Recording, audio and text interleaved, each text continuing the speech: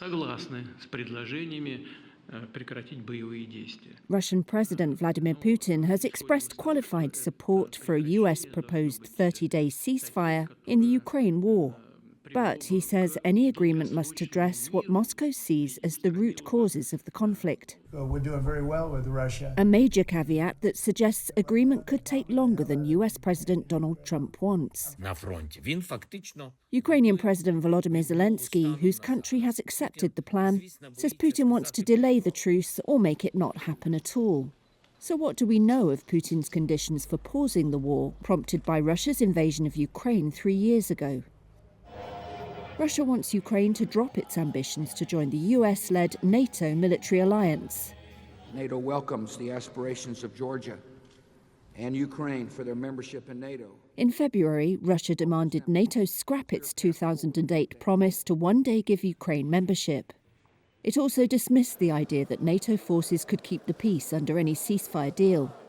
Putin portrays the conflict as part of an existential battle with the West, which he says humiliated Russia by expanding NATO eastwards after the fall of communism.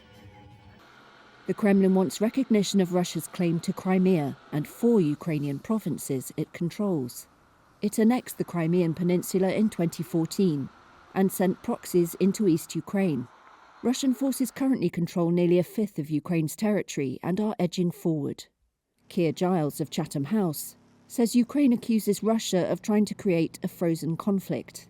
The cementing of the front lines in their current position without any long-term guarantee of ensuring that the war will actually come to an end risks rewarding Russia by making the current zone of control permanent and freezing the conflict in place as opposed to resolving it.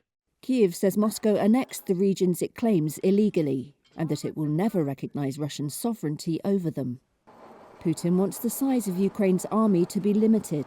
He says the ceasefire would have to ensure that Ukraine didn't use the time to regroup, train and take weapons deliveries, something Russia could also do. Russia will be rebuilding its military force even faster without Ukrainian forces eroding it almost as fast as it can be rebuilt. And Ukraine, of course, will be rebuilding its defenses. Both sides are sustaining heavy casualties in what has become a war of attrition. But Russia is currently in the stronger position, experts say, while the future of US aid to Kyiv remains unclear under Trump. A February report by the London-based IISS think tank said Ukraine has suffered a serious loss of personnel, with many ground units under strength. Kyiv has launched a military recruitment drive to address its manpower problem. The Kremlin has also previously demanded an agreement not to deploy foreign troops in Ukraine. Putin has also made clear he wants Western sanctions on his country eased, and a presidential election to be held in Ukraine, which Kyiv says is premature while martial law is still in force.